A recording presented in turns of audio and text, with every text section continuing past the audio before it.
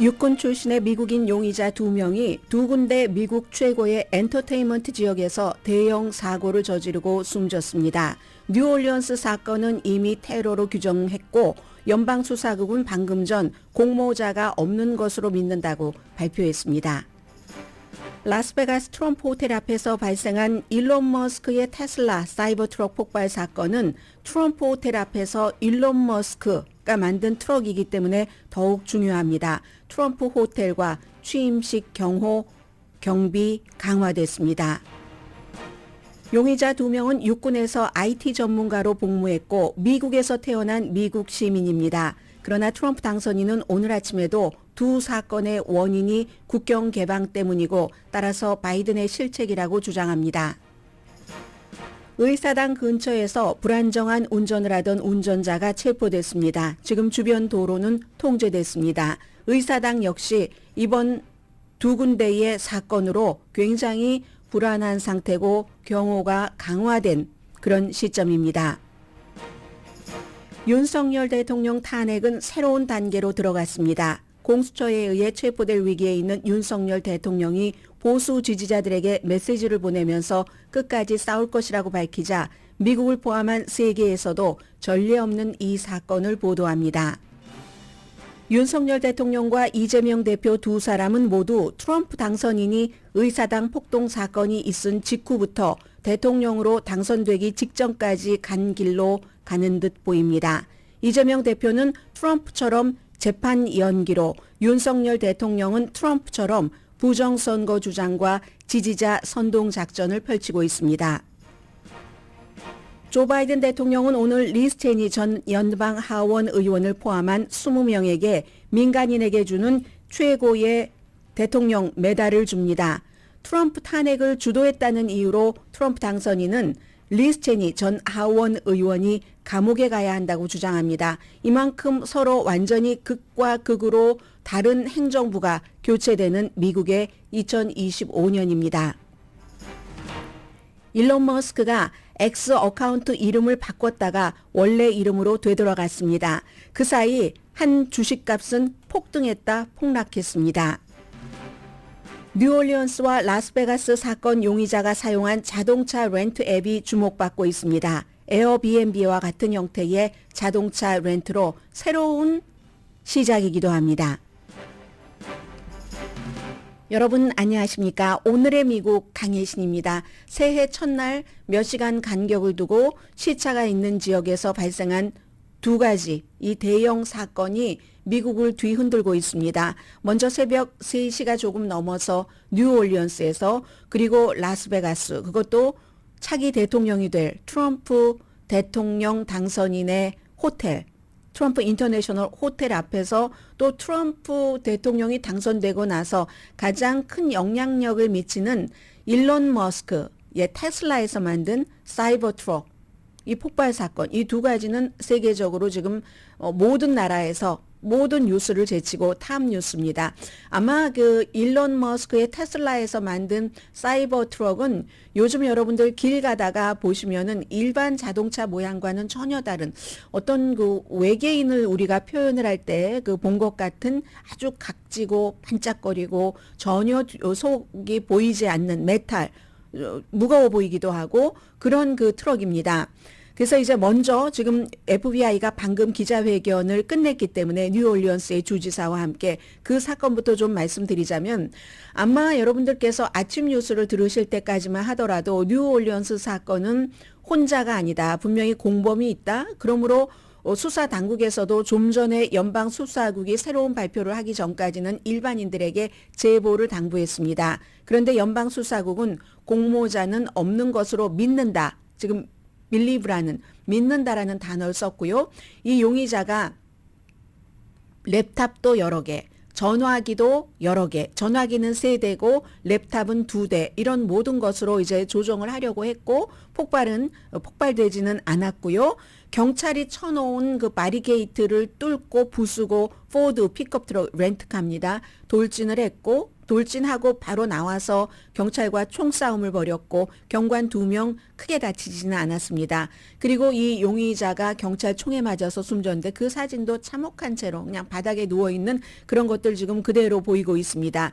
자동차 안에도 뭔가 폭발물이 있었고 근처에도 폭발이 설치됐는데 폭발되지는 않았습니다. 이 사건은 1년 넘어 만에 어제 제가 이 방송을 할 때까지만 하더라도 사망자가 10명이라고 말씀드렸는데 부상자 가운데서 사망자가 5명이 더 늘어나서 15명, 부상자가 35명에서 30명으로 줄어들었습니다. 용의자 42살의 삼스두딘 바하르 자바르 어제 이제 여기까지는 나왔었습니다. 공격 직전에 소셜미디어에 비디오 영상을 올렸는데 살해 의도를 분명히 밝혔고 이건 이례적으로 바이든 대통령이 직접 어제 저녁에 발표를 했습니다. 테러 그룹 아이시스에서 영감을 받았다. 여기까지가 바이든 대통령의 얘기였는데 오늘 아침에 지금 주지사가 기자회견하는 것 보니까 여름에 아이시스에 가담을 했다. 여기까지 지금 나오고 있습니다. 트럭에 아이시스 기가 걸려 있었고 뭐 무기도 그 트럭 안에 있었고 8년을 육군에서 복무했습니다. 그리고 나서 예비군까지 합치면 13년 방위군까지 합치면 13년 군 경력이고 8년 육군에서 복무할 때 1년은 아프가니스탄에 파병이 됐는데 주로 이제 정보기술 스페셜리스트로 일을 했습니다. 휴먼 리소스 스페셜리스트이기도 했고요. 조지아 주립대학교에서 2015년부터 2017년까지 공부를 했고 컴퓨터 정보 시스템 뭐 학위를 받았답니다. 이 사람은요. 텍사스에서 태어나서 텍사스에서 자랐고 그리고 사건을 저지르기 직전까지 주소지는 휴스턴 북부였습니다. 무슬림 지역이었고 지금 그 휴스턴 북부의 무슬림 지역은 굉장히 그 침통한 분위기입니다. 이혼을 2번 했고 이혼하고 나서 재정적으로 굉장히 어려움을 겪었으며 최근에 몇 개월 동안은 이 사람이 제정신이 아니었다. 이게 이제 엑스와이프가 재혼을 한 그 남성이 수사 당국에 한 얘기입니다. 기독교 신자로 자랐지만 이슬람으로 개종을 했고 이슬람으로 개종한 지는 오래된 것 같진 않습니다. 그리고 부동산 업계에서도 일을 했는데 해서 이제 부동산 업계에서 일할 때는 활짝 웃는 그 양복을 입은 그런 모습의 사진이 보이고요. 2021년도에 면허를 갱신하지 않았습니다. 그래서 면허는 부동산 자격증 면허는 만료가 됐고 교통 위반을 한 그런 그 범죄 기록이 있고 절도와 관련된 범죄 기록도 있다 했는데 심각한 건 아닌 것 같습니다. 아직 자세히 나오지는 않고 있고요. 단독이 아닌 것으로 판단됐다가 오늘 아침까지였는데 방금 전에 단독 범행으로 본다라는 거고요. 그 차 안에는 소음기 역할을 하는 아주 그 장총도 있었다고 합니다. 어쨌든 사망자들이 많은데 그 사망자들의 사연은 항상 정말 그 듣기에 정말 죄송하고 괴롭고 한데 특별히 뭐 18살 이달 말부터 대학에 가서 공부를 하기로 했었던 학생이라든가 아니면 최근에 그 뉴올리언스 지역에서 발생했으니까 거기 데일리에서 승진을 해서 4살짜리 아이와 이제 새 아파트먼트로 이사를 갈 수 있게 됐구나 하는 27살 젊은 엄마죠. 이런 분도 희생자입니다. 아무튼 그 보스가 워싱턴 포스트와 인터뷰할 때 보니까 그 구구절절이 참 안 됐다. 이제 여기까지 와서 괜찮을 수도 있어? 좀 잘 살 수도 있어? 하고 그 희생자의 입장에서 생각할 때 그때 이제 희생자가 됐다는 거고요. 2번째 케이스입니다. 테슬라 사이버 트럭 폭발. 운전자 숨졌고 근처에 있던 7명은 모두 경상을 입었습니다. 이 자동차에도 폭죽과 가스통이 실려 있었고요. 육군 베테랑입니다. 용의자 운전하고 숨진 이 용의자가 매튜 리벨스버거라는 37세 지금 주소지는 콜로라도를 포함해서 여러 군데인데 주요한 주소지가 콜로라도인 것 같습니다. 현재 결혼 상태인 건지는 모르지만 결혼을 했었던 적은 있고요. 백인입니다. 글쎄요. 리벨스버거 독일계인가요? 19년 군 복무를 했습니다. 젊었을 때부터의 그 군 그 사진, 그 스페셜 그 특수군 그린벨의 뭐 이런 사진들도 보이고 있는데 역시 뉴올리언스의 용의자와 마찬가지로 커뮤니케이션 스페셜리스트 IT 전문가로 일을 했습니다. 그래서 이제 원격 자율 시스템 관리 이런 거니까 이제 IT 가장 최근에 했었던 일이 그런 거죠. 그리고 아마 이 두 사건이 뉴올리언스와 라스베가스의 폭발 사건이 연관이 있을지도 모른다라고 한 것이 아마 여기에서 나온 게 아닌가 모르겠습니다. 두 사람이 용의자가 같은 군 기지에 근무한 적이 있답니다. 워낙에 군 경력이 오래됐으니까 두 사람 다요. 그런데 그 이상의 자세한 것은 지금 나오지 않고 있습니다. 링크드인에 이 라스베가스의 용의자가 쓴 것을 보면은 2016년에서 2019년 사이에 버몬트에 있는 사립군사대학교네요. 노리치 유니버시티에서 이과 학위를 받았다고 하고, 그리고 이제 그 타지키스탄에 있는 미국 대사관에서 뭐 특별한 일을 해서 뭐 군으로 복무를 했겠죠. 해서 2016년도에 국무부에서 공로상도 받았다. 링크드인에는 그렇게 써 있다고 하고, 이 사람에 대한 신원을 빨리 알게 된 것은 일론 머스크의 그 충전소에서 이 전기 자동차였기 때문에 충전하는 그런 모든 기록을 빨리 공개했기 때문에 알 수가 있었던 거고요. 테슬라 충전소에서 포착된 영상에 따르면 7시 30분쯤 라스베가스에 도착을 해서 1시간 뒤에 트럼프 인터내셔널 호텔 그 발레 주차하는 데에 주차를 하고 나서 15초에서 20초 지나고 폭발을 했답니다. 운전자가 그 안에 있었어요. 사건의 동기가 무엇인지 지금부터 나오겠죠. 수사를 해서 뭐 숨졌으니까 용의자가 말을 할 수는 없는 거고, 그런데 이제 이 호텔이 트럼프 호텔이고 자동차가 일론 머스크가 만든 자동차이기 때문에 이게 뭔가 뭐 정치적인 것과 연관이 있는 것이야? 라고 사람들이 추정해 볼 수는 있는 거죠. 일론 머스크 당장 이제 본인의 자동차를 엄청 선전합니다. 사악한 그 용의자가 테러 공격을 하기 위해서 잘못된 차량을 선택을 했네. 이 사이버 트럭은 실제로 그 폭발을 하지 못하도록, 폭발이 되면은 딱 앞으로 가는 게 아니라 위로 가도록 돼 있다. 그러니까 그래서 유리창조차 깨지지 않았다. 그 발레 그쪽에 있으면 딱 그 폭발물이 옆으로 다 사방으로 퍼져서 이렇게 설계된 게 아니라 위로 향하도록 돼서 이제 본인만 숨졌다는 얘기입니다. 로비의 유리창조차 깨지지 않았다. 이렇게 얘기를 했고, 여기서 이제 다행인 것은 어제 이 뉴올리언스의 폭발 사건이 있자마자 많은 한인들 가운데서도 무슬림 어떻겠다, 중동 계열 어떻겠다 이런 얘기가 많이 나왔는데요. 이게 이제 트럼프 대통령 당선인이 본인의 소셜미디어에 그렇게 썼기 때문에 그런 거죠. 제가 어제 그 트럼프 대통령 당선인이 쓴 것을 읽으면서 참 연초 1월 1일부터 이렇게 말씀드리기가 좀 그렇네요. 한 것은 연초는 참 화합을 하고 이러는 시기인데 차기 그 대통령이 벌써 이제 분열적인 그런 말을, 사건이 확인되기도 전에 용의자가 누구인가가 그런 말을 했기 때문에 이름 보고 한 거죠. 그때는. 그래서 이거 참 그렇습니다라고 말씀을 드렸는데 한인분들도 어제 많이 그런 얘기를 했습니다. 그런데 이 용의자 두 사람은 다 미국에서 태어나고 미국에서 자란 그런 미국 시민권자입니다. 그럼에도 불구하고 이제 차기 행정부가 들어오고 나서 어떤 일이 있을 수도 있다는 것을 우리가 짐작할 수 있다는 것은, 특히 뉴올리언스의 바로 그 용의자의 이름과 얼굴과 피부 색깔과 수염도 있었고 하는 이런 그 모든 것들 해서 트럼프 대통령 당선인이 얘기한 것처럼 뭐 불법 이민자다. 팍스에서 어제 제가 팍스 인용을 해서 말씀을 드렸잖아요. 이거 멕시코에서 넘어온 차량이야 했는데 렌트카입니다. 다 공유하는 앱에서 그 얘기는 잠시 뒤에 또 말씀드리겠고요. 렌트카고 멕시코에서 넘어온 불법 이민자도 아니고 합법 이민자도 아니고 그냥 미국에서 태어난 미국 시민권자입니다.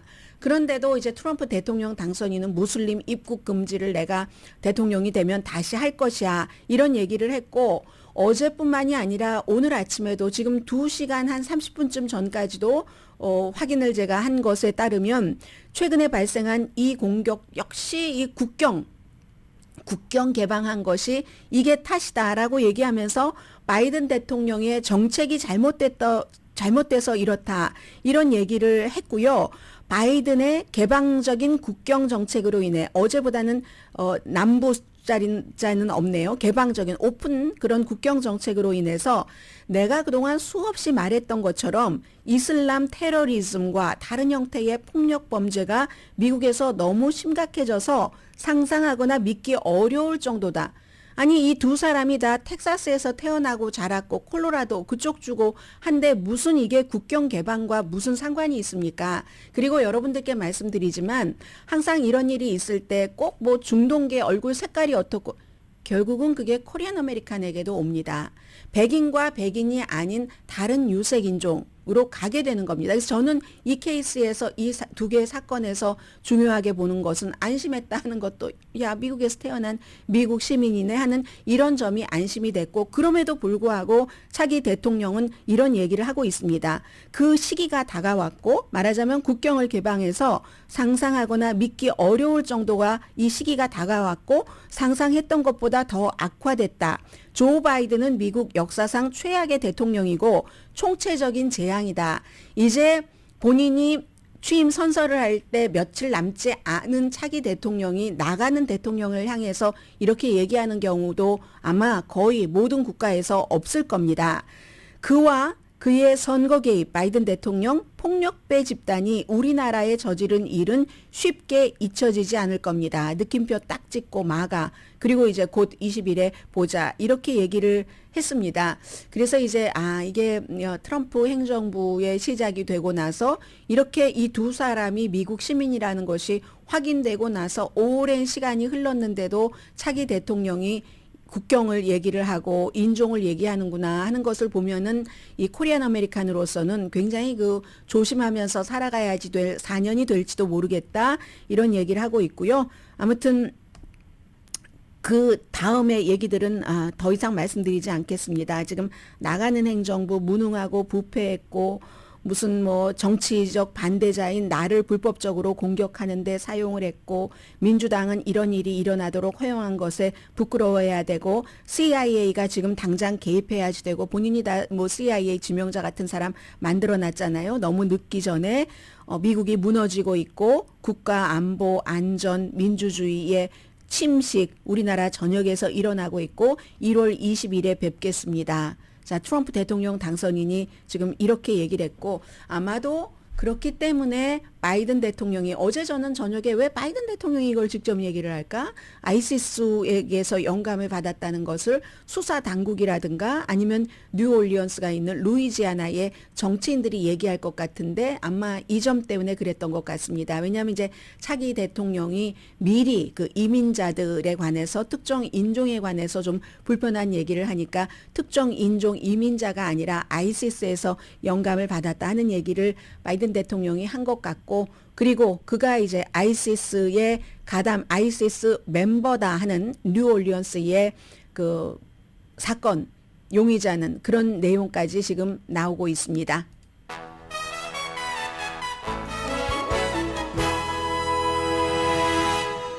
오늘의 미국은 전문가가 추천하는 이민법, 가정법 전문 재인정 종합법률사무소, 총 20억 달러 승소, 교통사고와 상해 전문 브라이언 타필라와 CG 변호사 그룹, 집용자 홈에퀴리 라인 오브 크레딧, 급한 하드머니도 정말 쉽게 잘하는 용자 나라, 세계 최초의 AD와 인공지능 마사지 체어 디오스를 사이프러스 카후나 본사에서 체험하세요. 카후나 마사지 체어 공동 후원입니다. 잠시 뒤에는 의사당도 지금 어수선하고요. 그리고 그 한국은 더 어수선하죠. 사실은 이 뉴올리언스와 라스베가스 이 사건은 앞으로 이제 미국의 중요한 트럼프라는 새로운 대통령을 맞이하는데 우리가 경호는 어떻게 해야지 되는가 이런 것들 때문에 중요하지만 한국은 온 나라가 지금 반으로 갈라지게 생겼습니다. 반은 아니지만 시위대의 규모로 보면은 반으로 갈라질 수도 있는 그 정도로 윤석열 대통령을 지지하는 시위대가 점점 불어나고 있거든요. 미국에서 보기에는 미국에서 볼 때 조국 한국은 미국에서 먼저 경험한 트럼프의 의사당 폭동 사건 이후에 지난 4년을 지금 한국이 시작하는 게 아닌가 제 눈에는 그렇게 보여지고 있거든요. 그렇지 않으면 엄청 좋은 거고 잠시 뒤에 그 내용과 역시 오늘도 특별한 내용이 없어도 그만큼 관심을 갖고 있다는 거겠죠. 제주항공 그 사고에 대해서도 사건에 대해서도 참사에 대해서도 미국과 세계 언론이 보도합니다. 잠시 뒤에 뵙겠습니다. 라디오 서울 방송 오늘의 미국 듣고 계십니다. 네, 사실은 그 뉴올리언스와 라스베가스에서 사건이 일어나기 전에도 의사당 주변 그리고 미국의 그 정치인들이 굉장한 그 협박 같은 것에 많이 그 시달리고 있었거든요. 그런데 이제 이런 문제가 일어났고요.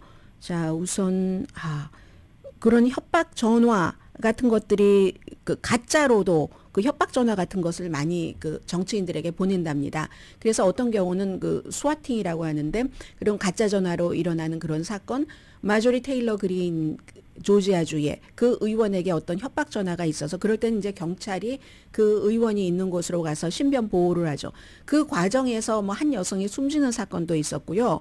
이 마조리 테일러 그린 의원은 그 공화당이지만 민주당의 의원한테도 역시 그 협박 사건 같은 것들이 있고 이러면 경찰이 또 출동을 해야지 되고 국민의 세금도 많이 그쪽으로 쓰여져야지 되고 이런 것들이 결국은 이제 선거 전에도 그랬지만 선거가 끝난 이후에 미국이 너무나 분열돼서 공화당과 그 민주당이 서로 손가락질을 하면서 저쪽은 파괴돼야지 돼. 제로섬 게임을 계속 하니까 한국과 지금 마찬가지죠. 제로섬 게임을 하고 같이 화합해서가 아니라 저 당은 죽어야지 돼. 지금 미국의 민주당에서는 공화당은 완전히 나라를 망하게 할 거야. 민주주의의 종말로 가게 할 거야. 이렇게 얘기를 하면 공화당은 민주당을 정말 위험한 사회주의자들이야. 그리고 거기에 또 공산주의라는 말이 붙거든요. 한인분들도 그런 얘기를 많이 해요. 공산주의자들이잖아요. 사회주의자들이잖아요. 이런 얘기들을 많이 하는데 이 같은 서로가 완전히 같이 차이는 있지만 적어도 트럼프 이전에는 미국이 공개적으로 이렇게 얘기했습니다. 서로 차이는 있지만 다 같은 애국자다. 이거 이제 존 맥케인 전 연방 상원 의원이 버락 오바마라는 젊은 그 민주당의 후보와 서로 이제 토론도 하고 뭐 선거 캠페인을 할 때 나와 생각은 너무 다르지만 똑같은 애국자다. 이렇게 얘기를 했거든요. 그때까지만 하더라도. 근데 트럼프 이후에는 모든 것이 달라졌습니다. 상대가 완전히 죽어야지만 우리가 살아난다는 윈윈이라는 건 없어진 거예요. 제로섬 게임만 있는 겁니다. 그래서 지금 이렇게 위험하게 그 의회 의원들에 대한 경호가 강화되던 차에 뉴올리언스와 라스베가스에서 사건이 벌어졌고 오늘 아침 현지 시간으로 10시니까 로스앤젤레스 시간으로 아침 7시였습니다. 의회 경찰이 그 막 보도로까지 이렇게 침입을 하면서 불규칙하게 운전을 하는 그 운전자를 지금 구금을 했고요. 그리고 지역은 지금 전체적으로 통제됐고 뭐 끌려가는 그런 모습들이 보이고 지금 의사당이 트럼프 대통령 당선인의 취임식뿐만이 아니라 20일이니까 이제 18에 남았나요?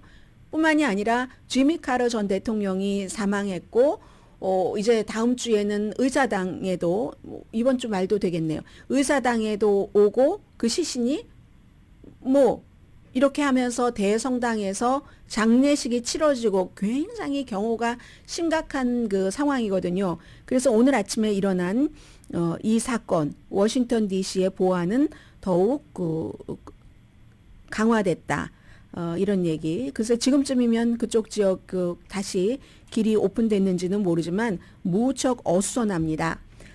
그리고 이제 미국에서도 한국의 이 내용을 보도를 하는데요. 제가 이 한국 내용을 보면서 아직까지는 언론에서 그렇게 비유하는 것은 못 본 것 같은데 저는 트럼프 전 대통령이 의사당 폭동 사건이 일어나고 나서 처음 그리고 중간 끝에까지 가서 다시 권력을 잡고 백악관으로 들어가는 과정에 어떠한 시초가 될 수도 있다. 근데 이 케이스는 트럼프 그 당선인은 한 사람이었지만 한국의 케이스에 대비를 하면 윤석열 대통령과 아직까지는 대통령이에요. 직무정지는 당했지만 이재명 더불어민주당 대표가 똑같이 트럼프의 길을 가는 것 같다라고 말씀을 드립니다. 우선 기본적으로 한국 뉴스에 관심이 있으시는 분들, 관심이 없어도 조국의 사태니까 다 알고 계실 겁니다. 지금 한 단계 달라졌습니다.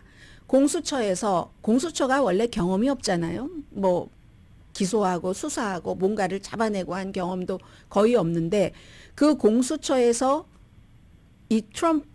그 윤석열 대통령을 체포하기 위해서 영장 발부 신청하고 법원에서 영장 발부를 해주고 체포하려고 하는데, 한국 날짜로 1월 5일까지가 그 체포 영장의 그 유효 기간입니다. 물론 연기를 할 수는 있다고 합니다. 그런데 지금 체포를 하지 못하고 있어요. 점점 윤석열 대통령의 지지자가 관저 앞에 늘어나고 있습니다. 그리고 물론 경호팀은 할 수 있는 여러 가지 상황이 있겠지만, 법의 적법한 절차에 따르겠다라고 얘기했고, 경호팀도 어떻게 할지 모르지만 경호팀이 설령 체포팀과 부딪히는 일은 없을 것이다라고 보고는 있지만, 그것도 알 수 없는 일이고, 게다 대고 이제 그 윤석열 대통령이 애국 시민 여러분 이렇게 얘기를 했습니다. 그 전까지는 국민 여러분이라고 하지 않았던가요? 애국 시민 여러분, 저는 주권을 유린하고, 한국말하고 약간 다를 수도 있어요. 왜냐하면 영어를 다시 한국말로 번역을 한 거니까요. 국가를 위험에 빠뜨리는 반국가 세력에 맞서서 끝까지 여러분의 자유와 질서, 헌법을 지키려는 그 노고에도 감사하면서 그런 것을 지켜드리겠습니다. 제가 여러분이 이렇게 열심히 하고 있는 것을 주변에서 본인을 지켜주고 있잖아요. 유튜브를 통해서 다 보고 있습니다. 변호팀은 대통령을 체포하려고 하면은 오히려 그 체포하려고 하는 팀에서 경호팀이나 시민에 의해 되려 체포될 수도 있다. 이렇게 윤석열 변호팀은 얘기를 하고 있습니다. 여기서 제가 트럼프의 케이스를 본다고 하는 것은, 이재명 더불어민주당 대표는 지금까지 성공을 했어요. 재판 계속 이제 연기하고, 지지자들, 그 이재명 더불어민주당 대표를 지지하시는 분들의 얘기를 들어보면 저희 가족 중에서도 이재명 대표는 하나도 죄가 없다고 얘기합니다. 이거 다 검찰에서 꾸며낸 거고 그런 것은 하나도 없다고 얘기를 하거든요. 똑같잖아요. 트럼프 대통령에 대해서 하나도 잘못한 게 없는데 다 꾸며낸 것이라고 트럼프 대통령이 계속 얘기를 하고 있고, 트럼프 지지자와 또 그 주변의 언론들이 있죠. 박스를 포함해서 계속 얘기했던 것과 똑같습니다. 이재명 대표의 지지자들도 물론 거기에 대해서 조금 지나친 감은 있지만, 늘 트럼프 대통령에 대해서도 말씀을 드렸어요. 제가 지나친 감은 있어도 하나도 죄가 없었던 것은 아니지 않느냐 했는데 똑같습니다. 하나도 죄가 없다고 주장을 합니다. 그리고 윤석열 대통령도 마찬가지예요. 지금부터 이제 윤석열 대통령은 지지자들에게 의존하려는 것을 시작하는 것처럼 보입니다. 내가 피해자라는 거잖아요. 반국가 세력이 저렇게 날치고 있다. 결국은 의사당 폭동 사건이 일어났을 때 어땠냐면요. 처음에는 공화당의 케빈 맥카티 하원 의장도 이건 잘못된 거다. 당시에 케빈 맥카티 하원 의장 트럼프 대통령과 엄청 친했거든요. 그리고 공화당의 미치 매코넬 상원 원내대표도 이건 전적으로 트럼프에게 책임이 있다라고 얘기를 했습니다. 그런데요. 트럼프 대통령이 당시에 계속 내가 잘못한 게 없고 이렇게 얘기를 하다 보니까 어느 정도 시간이 흘러가면서 그가 퇴임을 할 때쯤, 퇴임을 하고 나니까 정말 그런 것처럼 비슷하게 지지자 사이에서 그렇게 흘러갔습니다. 그렇게 흘러가서 이쪽에서 뭔가로 기소를 하면, 물론 기소하는 팀에서도 특히 스토미 데니엘스 케이스 같은 경우는 무리한 것이 있었을 수도 있고, 그게 설령 기소감이라 할지라도 그 정도 작은 것은 기소하지 말았어야지 돼 라고 얘기한 사람이 많았는데, 그런 것을 거쳐 나가면서 지지자들이 점점 불어납니다. 지금 윤석열 대통령 지지자들도 그 전에 이재명 대표의 더불어민주당이 9명이나 장관들을 탄핵했잖아. 그리고 무슨 일을 할 수가 있겠어? 그래서 이게 중요하고 위험한 것은 계엄이 합당했어라고는 주장까지 갈 수도 있다는 얘기입니다. 이미 탄핵 취소하라는 피켓 라인 같은 거 많이 보이잖아요. 대통령이 일을 하지 못하도록 묶어놓은 너희들이 잘못이야. 계엄이 합당해. 그렇게라도 했었어야지 되는 거야. 거기에 또 하나가 겹쳐지는 게 부정선거 주장이잖아요. 미국에서도 의사당 폭동 사건 부정선거였다. 내가 대통령인데 왜 바이든 대통령을 인준하려고 해? 하는 것이었고, 한국에서도 한국의 부정선거는 미국보다 믿기가 더 어렵습니다. 왜냐하면 한국은 기본적으로 그게 미국처럼, 미국은 이제 문제가 있을 때 어려운 과정을 거쳐서 손개표를 하지만 손개표 했잖아요. 한국은 총선 때 2번이나 다 했잖아요. 그런데 이런 자동개표와 손개표의 차이가 한 표도 안 나왔다고 하든가, 저는 그렇게 들었습니다. 뉴스에서. 그런데도 계속 얘기를 하면 사람들은, 지지자들은 믿는다는 거죠. 이게 누구의 그런 그 뭐라고 할 전략입니까? 트럼프 대통령 당선인의 가장 큰 전략이 거짓말이라도 계속 내가 주장을 강한 소리로 끊임없이 하면 사람들은 그거 믿게 돼 있어. 이게 이제 어프렌티스를 할 때부터 해왔었다는, 어프렌티스의 마케팅 그 최고 책임자가 USA 투데이에 내가 너무 늦었지만 이제라도 양심 고백을 한다 라고 썼을 때 한 얘기잖아요. 그렇게 지금 윤석열 대통령은 가고 있는 거죠. 지지자만 있으면. 여기서 만약에 엄청나게 이제 그를 체포하는 과정에서 지금까지는 큰 충돌은 없었지만 사람이 너무 많잖아요. 수천 명 이상이고, 대통령은 아니 마치 더 많이 오라는 듯이 그런 메시지, 편지를 보내고, 그 대리인을 통해서, 변호인을 통해서 그렇게 보내고 하면은 이게 그렇다는 거죠. 그래서 그러면 다시 이재명 대표에게로 가보면, 미국에서는 트럼프 대통령 당선인을 너무 늦게 기소했다고 이제 와서 민주당이 후회를 합니다. 왜 늦게 기소를 했는가? 그건 그래도 한 나라의 대통령이었는데 그냥 조용히 그냥 넘어가기를 바랬는데, 트럼프 대통령이 다시 대통령에 나온다고 하니까 그때서야 이 법무부에서 서둘러서 그를 기밀 서류라든가 아니면 의사당 폭동 사건과 관련을 해서 기소를 한 거잖아요. 그땐 too late. 너무 많은 사람들이 트럼프의 지지 쪽으로 확 돌아가 버렸기 때문에 지금, 그리고는 흔들리지 않았잖아요. 흔들리지 않았고, 윤석열 대통령 지지층도 마찬가지잖아요. 기존 뉴스들은 다 가짜라고 얘기를 하죠. 트럼프 대통령 지지자처럼 팍스를 제외하고는 다 가짜라고 얘기를 하면서 유튜브 이런 것을 믿고 지금도 부정선거라고 얘기를 하는 이런 것들이죠. 그래서 이재명 대표의 경우는 이제 재판부에서 재판 일정을 어떻게 잡느냐에 따라서 달라질 수 있고, 윤석열 대통령의 케이스에는 지지자들이 너무 많이 모여서 물리적으로 도저히 윤석열 대통령을 체포해서 갈 수도 없고, maybe 체포해서 가면은 그 모습을 보면서 또 뭐 안타깝다느니, 뭐 어떻게 한 나라의 대통령을 저렇게 할 수 있느니 하면서 또다시 또 세력이 늘어날 수도 있는 것이고, 그런데 제가 볼 땐 두 사람 다 지금까지는 성공하고 있는 것으로 보입니다. 트럼프 전 대통령의 길을 가는 그 스텝에 있어서는 성공하는 것으로 보이고, 영화의 기원에도 불구하고 뭐 미국 많은 AP통신을 포함한 미국 매체 가디안 등이 다 보도합니다. 영화의 기원에도 불구하고 수천 명의 윤석열 대통령의 지지자들이 경찰이 막 삼엄하게 있는데도, 나중에 뭐 해산하라고 하니까 해산한 사람도 있지만, 태극기와 성조기는 또 거기서 또 왜 흔듭니까? 성조기를 같이, 태극기와 성조기를 흔들면서 탄핵 무효를 외치고 있다는 겁니다. 트럼프 대통령 당선인 지지자들이 했던 것과 똑같습니다. 그리고 윤석열 대통령을 우리가 지켜드리겠습니다. 이 얘기는 쫓겨난, 국민의힘에서 쫓겨난 그 누구죠? 그 한동훈 전 대표가 저를 지키려고 하지 마십시오. 우리가 지켜드리겠습니다 하니까 제가 여러분들을 지켜드리겠습니다 한 그 얘기였잖아요. 그래서 막 어떤 사람들은 막 그 길에 누워 있고 윤석열 대통령 못 잡아간다고 하면서, 이렇게 되니까 지금 날이 밝으면 어떻게 될지 모르겠어요. 5일까지니까 한국은 벌써 오늘이 사흘입니다. 3일입니다. 가만히 보면 트럼프 대통령이 이제 1월 6일에 의사당 폭동 사건, 거기 그 Fight Like Hell 가서 그렇게 싸워라라고 얘기를 했고, 그 처음에는 약간 주저주저 하는 듯한 그런 공화당의 주요 정치인들이 있었지만, 지금 국민의힘 정치인들도요 비슷한 것 같습니다. 공화당의 정치인들이 했었던 거죠. 처음에는 좀 그래, 뭐 좀 이래, 이렇게 하다가 지금은 막 거기에 바짝 붙잖아요. 오히려. 그러니까 이게 지금 그 길이 비슷하게 간다. 저는 그렇게 느껴집니다. 미국과 비슷하게 이재명 대표 쪽에서나 트럼프 대표 쪽에서나 트럼프의 길을 따라가서 서로가 성공하는, 누군가가 한 사람이 성공하면 한 사람이 죽는 거죠. 지금 그 길을 따라가지 않기를 바라지만 그냥 보이기에는 그 길로 가는 것처럼 보입니다. 양측 다요.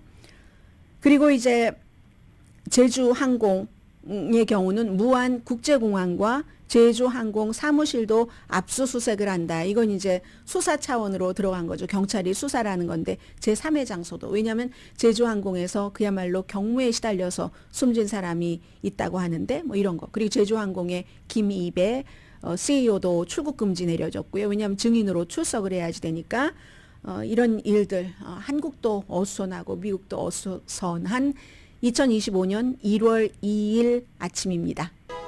라디오 서울 방송 오늘의 미국 듣고 계십니다. 네, 투로라는 이런 그 앱이 바로 뉴올리언스와 라스베가스의 용의자가 사용을 했었던 자동차를 빌리기 위해서 그 포드도 아마 전기 자동차인 것 같아요. 그리고 이 뭐 테슬라의 뭐 사이버 트럭 그렇고 그런데 이게 보니까 샌프란시스코에 본사가 있고요. 2010년도에 만들어진 그 렌탈카 회사입니다. 그래서 보통 우리가 렌트카 하려면은 그 렌탈 오피스에 가서 뭐 하고 차도 돌아보고 하잖아요. 이건 에어비앤비와 똑같은 형태로 자동차 소유주가 또 다른 사람에게 렌트를 해주는 거, 이런 것들이 2010년부터 있었네요. 저는 처음 알았습니다. 오늘. 그렇게 해서 그래서 이제 그 자신의 그 차를 렌트해주는 사람을 호스트라고 하고 차를 잠깐 빌려 타는 사람을 게스트라고 하는데 이게 미국에도 있고 캐나다, 호주, 프랑스에서 하고 있답니다. 그래서 이제 이 그 앱은 그 토로는 법집행기관과 지금 협력 중이라고 하는데 오늘 아침에 웹사이트에 들어가 보니까 이 회사 엄청 유명해졌어요. 아주 짧게지만 우리가 너무 아무튼 이런 일이 있어서 그렇다 뭐 이런 그런 뭐 조의도 표하고 뭐 최대한으로 우리가 뭐 경찰 수사에 협조하겠습니다. 이런 얘기까지 하고 있습니다. 그리고 실업수당 청구는 조금 내려갔다고 하는 보도 나오네요. 2024년도에 지난 그 마지막이에요. 그래서 8개월 만에 가장 낮은 수준이었다. 이런 얘기들 나오고 있고 또 다른 경제 뉴스로는 주요 회사들이 다시 이제 직장인들을 집이 아니라 집으로 가라고 했다가 회사로 다시 돌아오세요 하는 그런 회사들이 많습니다. 근데 요즘 재택근무하라고 강조하는 회사들도 있다고 하는데 그거 추세에 좀 안 맞는 것 같아요. 뭐 하이브리드라면 모르지만 뭐 어떤 경우에는 집에서도 근무할 수 있고 어떤 경우는 사무실에서도 사무실에 완전히 나오지 말라고 하는 것은 이건 이제 어떠한 새로운 추세가 나가보려고 할 때 이래서 이게 좋아 하면 그 올드 패션이 없어지는 거죠. 그런데 이 재택근무는 그렇지 않은 것 같아요. 하이브리드라면 모르지만 설령 뭐 하이브리드도 지금 많이 줄어들고 있다고 하거든요. 그래서 큰 회사들 뭐 특히 테크업계가 더 재택근무를 하라고 그래야지 될 것 같은데 아닙니다. 애플 그렇죠. 아마존 그렇죠. AT&T도 적어도 주 5일은 사무실에서 근무를 해라. 이렇게 얘기를 하고 있거든요. 그리고 또 뭐가 있나요? 비즈니스 인사이드를 제가 지금 보고 있는데요. IBM은 CEO들에게는 뭐 적어도 사흘은 근무를 해야지 된다. 왜냐하면 CEO들 같은 경우는 어떤 경우는 그 CEO가 하는 일에 따라서 날마다 일을 하는 게 아니라 또 이렇게 컨설팅 같은 거 하는 이런 CEO들도 있고 그런 CEO들은 집이 뭐 그리스에도 있고 어디도 있고 해서 뭐 바쁘잖아요. 다른 사업들도 하고 그럼에도 불구하고 일주일에 사흘 정도는 나와야지 된다. 그리고 최근에 뭐 세일스포스라는 회사 유명하죠. 뭐 일주일에 나흘은 나와야지 된다. 일론 머스크는 원격 근무는 완전히 우리는 끝이야. 재택근무는 끝이야 하는 것을 발표를 했고요.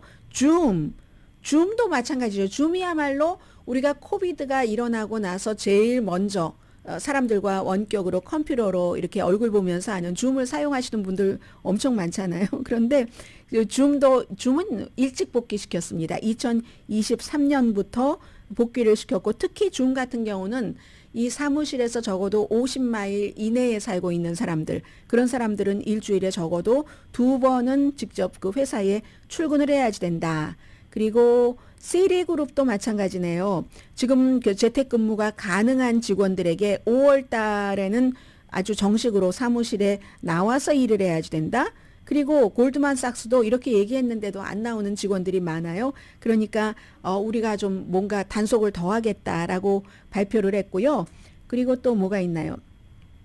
신문사의 경우는 재택근무가 굉장히 가능할 것 같잖아요. 그런데 워싱턴 포스트, 제프 베이조스, 이 워싱턴 포스트도 11월 달에 발표를 했는데 6월 달까지는 전부 일주일에 닷새 근무로 복귀를 해야지 된다.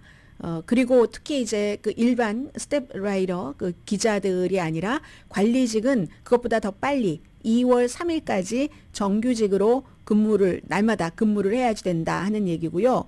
보잉도 마찬가지로 제가 지금 쭉 말씀드린 거 보면 아무리 그래도 재택근무라는 게 좋을 수도 있지만 회사들이 해보고 나니까 몇 년 해보고 나니까 역시 일할 때는 일하는 장소에서 혼자가 아니라 같이 이런 것을 지금 말씀드리고 있는 겁니다. 테슬라도 마찬가지로 테슬라는요. 재밌어요. 일주일에 최소한 40시간은 사무실에서 일을 해야지 된다. 그런 것이 있고요. 그래서 이제 재택근무하는 회사 직원들에게 더 좋은 이런 것들을 준다. 결국은 재택근무라는 것은 대기업들부터 시작을 해서 사무실로 복귀하는 게 훨씬 회사가 뭐 직원 좋으라고 사무실로 나오라고 그러겠습니까? 회사에게 생산성 여러 가지가 좋으니까 그렇겠죠. 물론 재택근무를 우리가 한번 해봤기 때문에 불가피한 경우 내가 정말 직원이 일을 너무 잘하는 직원이에요. 그런데 그 직원이 아이가 있는데 아이가 부부가 돌보다가 한 사람이 아파요. 이럴 경우 뭐 일시적으로 몇 개월이 됐던 뭐 며칠이 됐던 하루가 됐건 집에서 일하면서 근무해라. 이런 건 아주 좋은 거죠. 그러나 기본적인 이 재택근무는 아니다. 재택근무 해보신 분들은 아실 거예요. 다 장단점이 다 있는데 저는 회사에서 일하는 걸 좋아합니다. 집에 가서도 일을 보통 하지만 회사가 더 훨씬 그 능률이 잘 오르는 것 같아요. 아무튼 이런 분위기가 있고요. 잠시 뒤에 일론 머스크 얘기를 또 전해드려야지 되겠네요. 라디오 서울 방송 오늘의 미국 듣고 계십니다. 네. 자, 일론 머스크가요. 어떤 일이 있었냐면은 왜 이러나요? 됐다. 저 혼잣말한 겁니다. X의 어카운트에 이름을 바꿨었습니다. 오늘 아침에. X의 어카운트에 이름을 바꿨었는데 그 어카운트 이름 자체가 굉장히 그 극우적인 그런 그 어카운트 이름이었다고 하거든요. 그 극우적인 어카운트 이름을 뭐 제가 다 말씀드릴 필요가 있을까요? 캐키어스 맥머스라는 이름으로 바꿨는데 뭐 왜 그렇게 바꿨는지는 본인이 뭐 얘기하지는 않았지만 뭐 맥시머스네요. 그 맥시머스는 글래디에이터에 나오는 러셀 크로우 그 사람 이름에서 딴 것 같다. 사람들이 그렇게 얘기를 하고 있고 그래서 이제 새로운 그 프로필의 이미지도 왠지 이제 극우에서 이제 생각하고 있는 막 로마 군인 복장을 하고 있는 뭐 게임 콘솔로 보이는 뭐 이런 페페라는 그렇게 해놨습니다.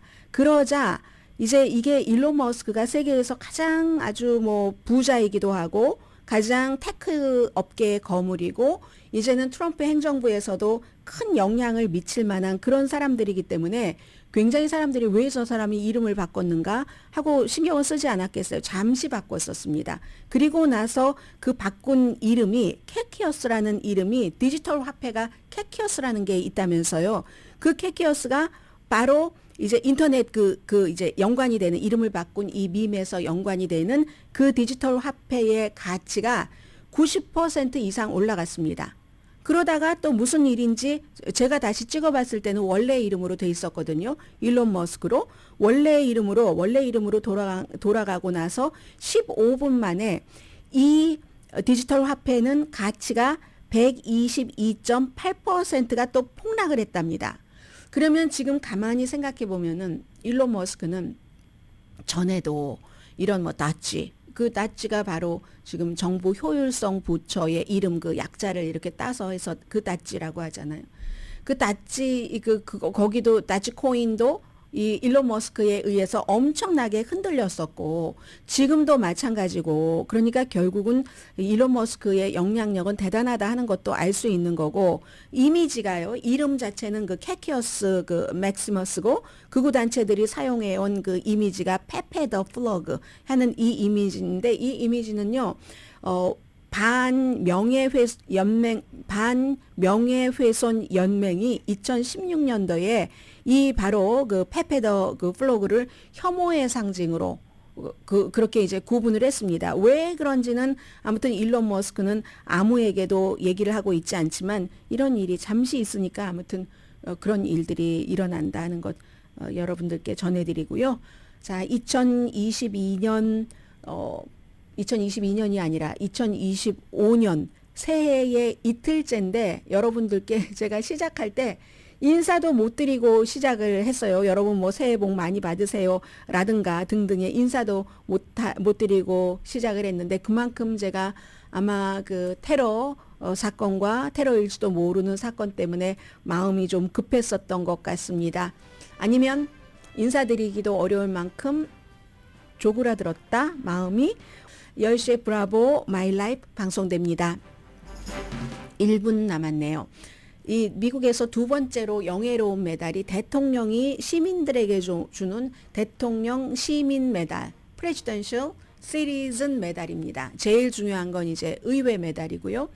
그래서 오늘 이 메달을 이 바이든 대통령이 마지막으로 주는 거죠. 20명에게 주는데 20명에서 주는 그 20명 가운데서 두 사람이 주목이 되는데 이것도 이제 여기서 완전히 이 행정부와 다음 행정부가 반대 방향으로 나간다는 것을 알려주는 겁니다. 리스 체니와 버니 탐슨. 이 사람 한 사람은 민주당, 한 사람은 공화당인데 두 사람 다 의사당 폭동사건 조사위원회의 의장과 부의장을 한 사람입니다. 그래서 이제 바이든 대통령은 국가와 나라를 위해서 정말 그분들이 헌신을 했고 이런 분들 때문에 그런 희생 때문에 나라가 더 좋은 나라로 갔다라고 얘기하면서 최고의 영예의 그 시민에게 주는 메달을 주고 그 메달을 받는 사람들을 두 사람 다 또 트럼프 대통령 당선인은 감옥에 가야지 되는 사람이다라고 하니까 물러나는 대통령이 미리 사면까지 하는가? 이 리스 체니의 경우는 더 뭐 이런 얘기 미국 어수선하죠. 강혜신이었습니다.